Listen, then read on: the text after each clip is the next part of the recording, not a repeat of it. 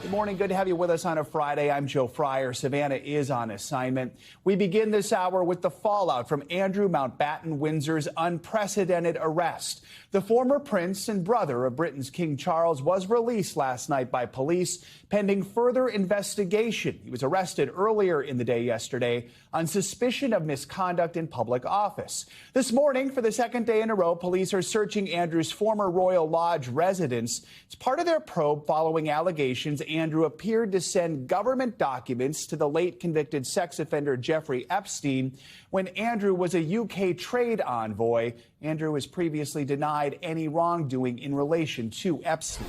In a few moments, we're going to hear from a UK criminal defense lawyer, Paul Britton. Before that, let's get to NBC News reporter Matt Bodner. So, Matt, walk us through what's likely to have happened to Andrew when he was in police custody yesterday and then his subsequent release. Do we know where he is today? Morning, Joe. Well, Andrew was in police custody for 11 hours yesterday. We don't have a great deal of insight into what happened there. It may have just been a very standard booking and some questioning. So, we need to wait to hear more about that. What we did see, the former prince was pictured in the back of a vehicle leaving the Norfolk police station last night. And not long after that, Thames Valley Police released a statement saying that the man that they had arrested earlier was released under investigation and that searches of his property in Norfolk had ended. Local photographers later captured Andrew returning to his home in Sandringham, where he was that's where he was arrested earlier yesterday. And there's been no further update today from police. That said, as you mentioned, there were unmarked vehicles and plainclothes officers seen arriving at Royal Lodge, that is in Windsor, and searches are ongoing at that property. Now, while Andrew was in custody yesterday, one thing we did see happen, and you mentioned this as well, King Charles released a statement addressed to the British public directly, in which he said, quote, "The law must take its course." Joe? So with the search continuing today, as you just mentioned, do we know exactly what it is they're investigating and what it is they're looking for right now? So Andrew is under investigation for suspicion of misconduct of public office. Thames Valley Police arrested him after saying that they were looking into allegations that Andrew had passed confidential materials to Epstein while he served as a UK trade envoy.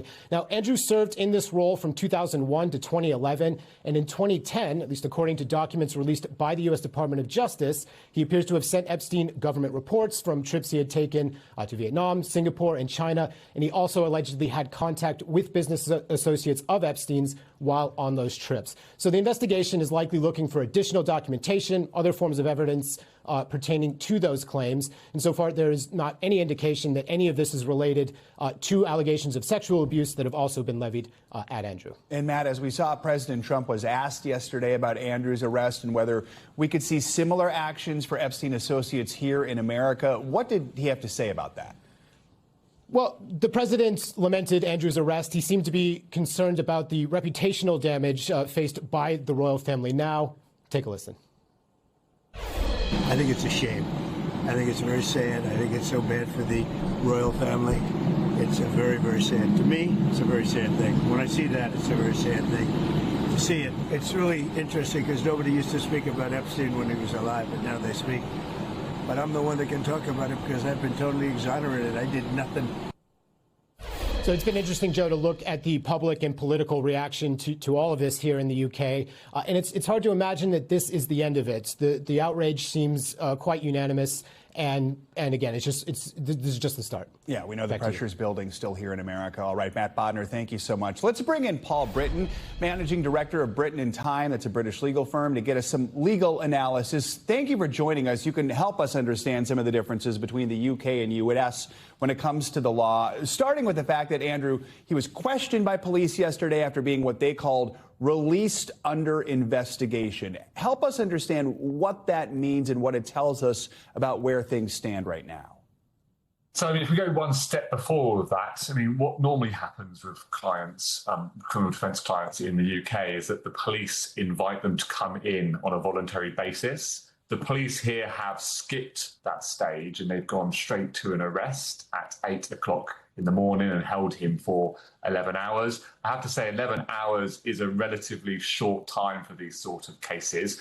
I suspect that he has given a no-comment interview and not really been too cooperative with the police in their investigations or what's been put to them. He then has been released under investigation. What that means is there's likely to be no bail conditions. It indicates that the case isn't over. They're still investigating. In the UK, much like in the States, we look at, or the police look for evidence. They go to the premises. They will be seizing things like laptops, mobile telephones. They'll be going down those devices and looking for more evidence to say that Andrew may have sent information to third parties that he ought not to have during his time in public office. How serious is this allegation, misconduct in public office, especially in relation to the allegation he appeared to send these government documents to Epstein? Tell us more, how you prove that. What could the punishment be if convicted? Well, that one to start with, the punishment could be life imprisonment. Over the last couple of decades, we've seen MPs get anything from 3 years to 10 years in prison. So the severity is quite high.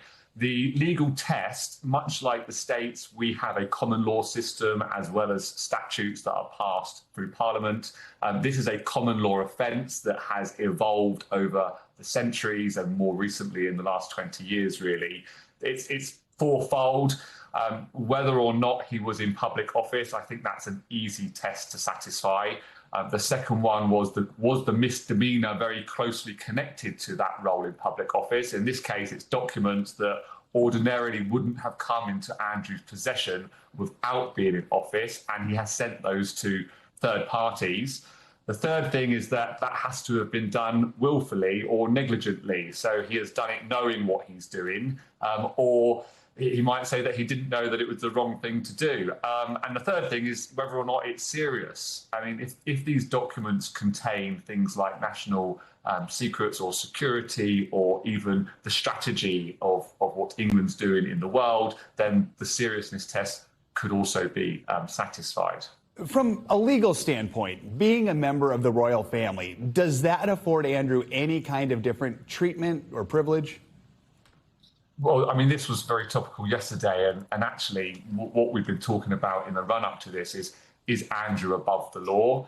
Is there a two-tier system? I think the arrest, and as I said earlier about skipping the voluntary basis to come in under caution, kind of indicates that the police will make arrests to anybody, doesn't matter who you are in public life. And also a clear message to the public that he's not above the law.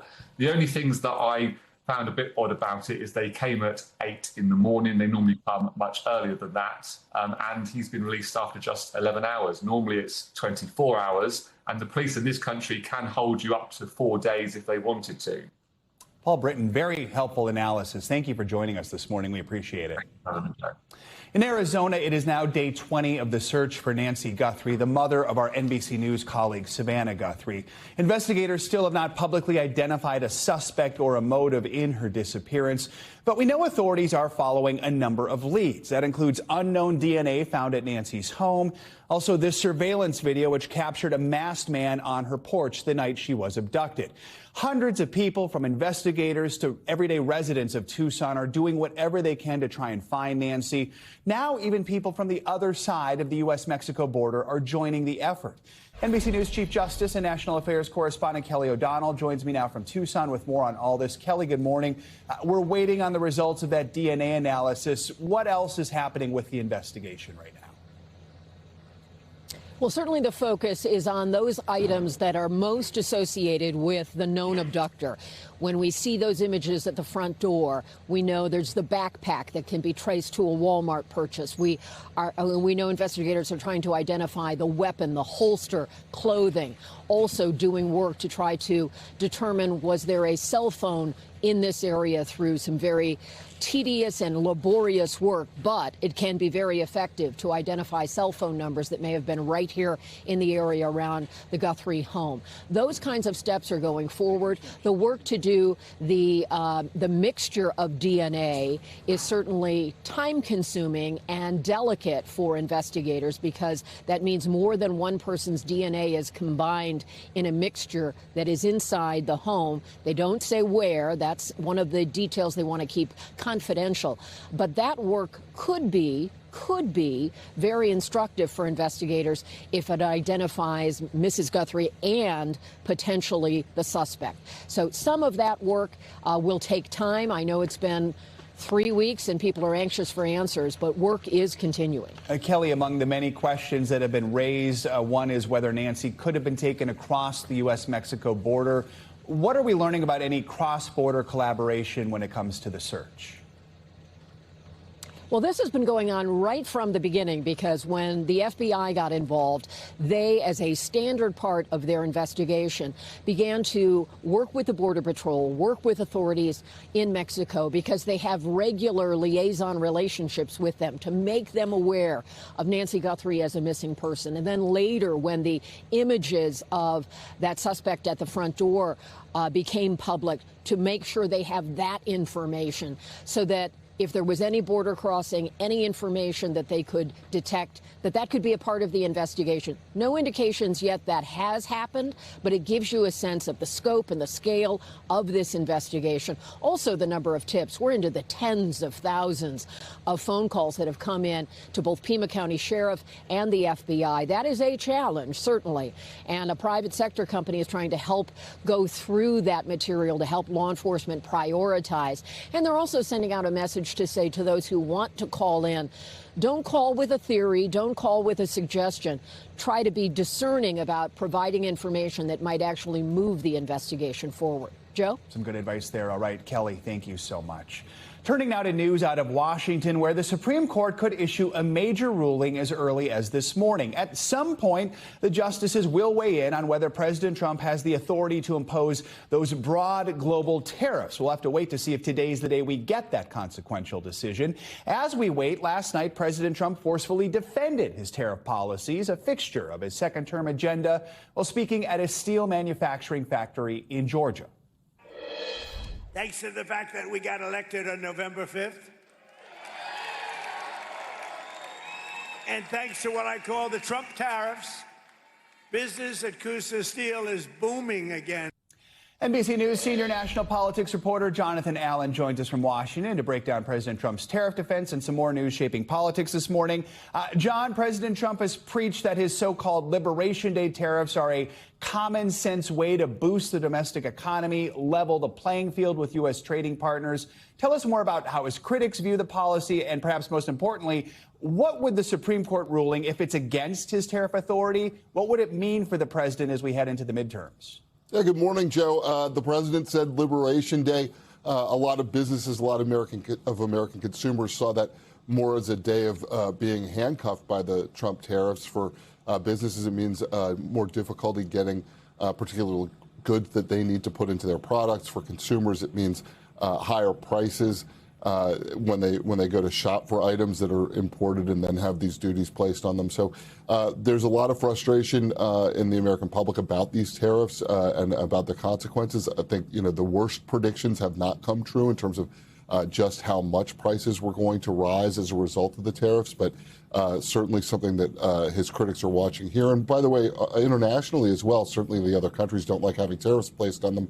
But you saw European leaders rise up and talk about his threat of tariffs as blackmail, as coercion in President Trump's plans to try to get Greenland from Denmark. So a lot of frustration with him. If the Supreme Court rules against him, he's going to have to try to find another way to find that revenue.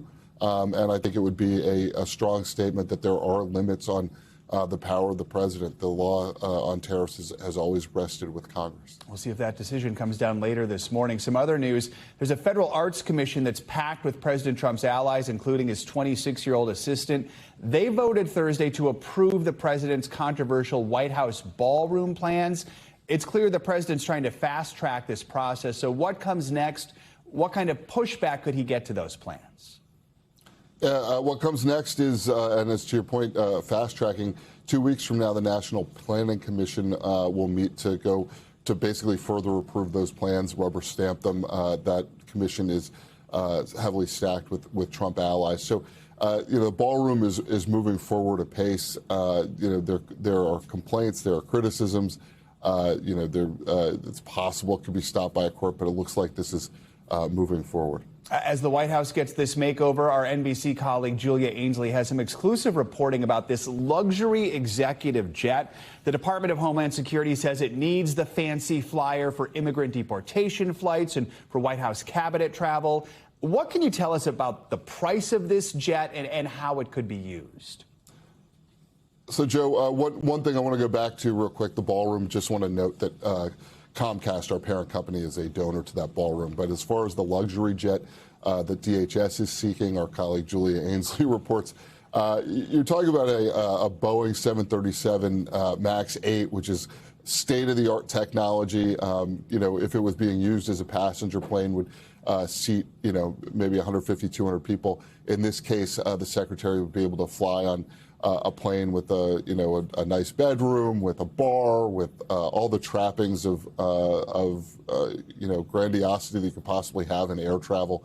The Department of Homeland Security says that it is, it's necessary and that it will save taxpayers because the flights are a little more efficient in terms of the fuel efficiency. And they say that they will use it for deportation flights in addition to being the secretary's personal plane. We'll see about that. Yeah, more to come on that one. All right, John, thanks so much. On the West Coast, a heavy snowstorm is hampering the recovery effort to find a missing skier near Lake Tahoe. The snow continues to pile up in California's Sierra Mountains, creating dangerous conditions and increasing the risk for rescuers. They're desperately searching for that final missing skier after an avalanche killed 8 others this week. NBC News national correspondent Morgan Chesky has the latest. Near whiteout conditions in California causing havoc on mountain highways, stranding drivers and leaving thousands without power, forcing some schools to even close. In the high Sierra, nearly 2 feet of fresh snow, complicating an already dangerous recovery mission after California's deadliest avalanche ever. 1 skier still missing, with 8 others confirmed dead, as avalanche warnings only increase. And this is why that avalanche warning has been extended. Snow now for days on end that you can barely walk through, much less reach a remote area tucked away in the Sierra backcountry. The families of the victims releasing a statement, writing, "We are devastated beyond words." Best describe it, tragic's the word that first comes to my mind, and the second word is impossible. We are facing worse avalanche risk than when the actual initial avalanche occurred. Sugar Bowl Academy, a local ski school, saying multiple members of their community were lost. However, officials say no children were involved. Blackbird Mountain Guides temporarily suspending operations, confirming 3 of their own were among the victims. In Utah, authorities say an avalanche gave way, killing a young girl. Officials say 1 father died while snowmobiling with his son in yet another avalanche. In Truckee, as search and rescue teams wait for conditions to improve, a close-knit community left in mourning. One of the main concerns is when will this snowfall finally let up? It has been coming down so much so fast that authorities are now considering anything that could allow them access to where those victims still remain on that mountain. The undersheriff of Nevada County telling me that they're looking into the possibility of building a snow landing pad of sorts for a helicopter, or even carving a new path entirely for a snowcat to try to get through that mountainous terrain to reach those victims and bring them back home. Morgan Chesky, NBC News, Truckee, California. All right, thank you, Morgan. Well, California continues to deal with those conditions. More rain and snow are on the way for the Northeast this morning. Meteorologist Melissa McGee has your weekend forecast. Melissa, good morning. And good morning, everyone. We're tracking a frontal boundary moving across the upper Midwest and areas in the Northeast today, so making for a slow morning commute with that rain developing out across areas in D.C. all the way up into New York. Once we get into the afternoon and evening hours, snow will develop across areas in New England. So in terms of snowfall amounts, we're looking at anywhere from 2 to 6 inches of snowfall for Vermont, New Hampshire, and Maine as we travel up through the mountains, locally higher amounts than that. We're watching the coast very closely for much much of the Northeast as we head into our Sunday and into our Monday. We know a storm is going to form offshore. The question is, does it go up the coast or does it stay offshore? So snow is possible in the Northeast this upcoming weekend. The track of this low, though, will likely slide farther offshore as we head into our Sunday. Monday, the flurries will linger, so a risk of a major storm not likely. There are a few computer models that we look at, two specifically, the GFS or the American model. Now, the American model brings a major storm system to much of the mid-Atlantic and the Northeast with more than a foot of snow. This looks to be the outlier and, again, less likely. What we are trending toward is the European model, which will bring some light to moderate snowfall across this area as we head out on our Sunday and into our Monday. More details to come in the coming days. Spring is fleeing away across much of the plains and the Northeast. Enjoy it today. Corpus Christi, 84. That chill continues in Flagstaff. We've got temperatures in the 30s. Charlotte today, and it's 79 degrees. It's a nice one tomorrow for much of Austin, Texas, and it's 77, 68 in Atlanta. Temperatures will become a bit more seasonable early next week for much of the Ohio Valley, the Mid-Atlantic, and the Northeast. Detroit on Sunday, 39. You're at the freezing mark on your Monday and at 32. Portland, Maine, 34 degrees for your high temperature Sunday. You'll be hanging out in the 30s even as we head into early next week. That's a look at your national weather. Now back to you. All right, Melissa, thank you. In Milan Cortina, Team USA might be saving the best for last, picking up some major medals on the ice as we head into the final weekend of the Winter Olympics.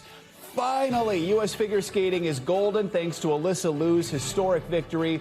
Liu actually wore gold as she took gold in the women's skating event yesterday. It was an electric performance in the free skate. She is now the first American woman to take home the gold medal in the women's individual competition in 24 years. NBC News International correspondent Claudio Lavanga joins us from Milan with more on this. Claudio, good morning. Liu, only one of Team USA's Blade Angels to take the podium in the singles event, but it caps off just this incredible story of her at these Olympics, making a comeback, winning 2 golds, including one from the team event. She's just the epitome of cool, calm, and collected on ice. What more can you tell us about her performance? Hi, Joe. Well, definitely. When yesterday I saw Alyssa Liu coming into the ice rink dressed in that beautiful golden dress, you know what I thought? There's only one necklace that is going to go well with that dress. It's a gold medal, and she did it by going through her routine flawlessly. She looked like she really had fun. She was enjoying herself more than perhaps other skaters who looked a little more nervous, and the audience really responded to that, and clearly also the judges responded to that. So she became, as you mentioned, the first female U.S. skater in figure skating to win a medal in 20 years and a gold medal in 24 years. And probably this is also one of the greatest comeback stories of this Winter Olympics, at least when it comes to Team USA. You know, after, as we all know, after Beijing, she retired. She took a 2.5 years break only to come back last year. And then look at what happened now. Gold medal for the first time in 24 years. Yeah, no kidding. Whatever energy this is, she needs to bottle it and teach it to everyone else because it is incredible and obviously works for her. On the opposite side, she was cool, calm, and collected. I had 25 heart attacks yesterday in the women's hockey final. Team USA pulled it off, beating the Canadian rivals in this overtime nail-biter. Walk us through it, how it all went down, Claudio.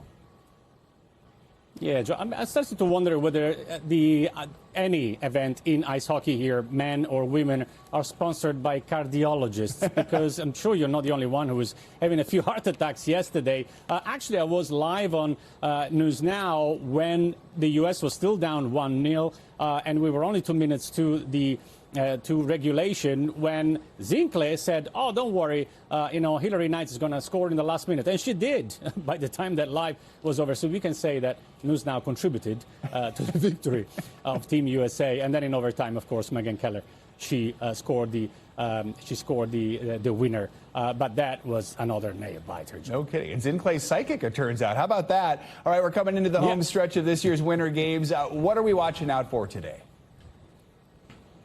Well, let's say on ice hockey, the men are back later today after struggling to pass through Sweden in the quarterfinal. In the semifinal, they meet Slovakia. Now, Slovakia is 9th on the world ranking, but, they prove themselves to be real contenders here and a really strong team, especially after they beat Germany in the quarterfinal 6 too. So we look forward to see that. So hopefully that will be a bit smoother than the other games. I don't want you to have more heart attacks. Yeah.